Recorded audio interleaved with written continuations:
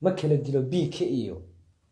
mid uumaan kuba buko garaadkiisuna bee muqdisho beerkayga weeye hargeysuna waa baxdayda jabuutina waa badhkayga jigjigaduna waa bogayga anoon gaarista ka boodin iyana waa baalashayda bu'dayda iyo wiilasheeda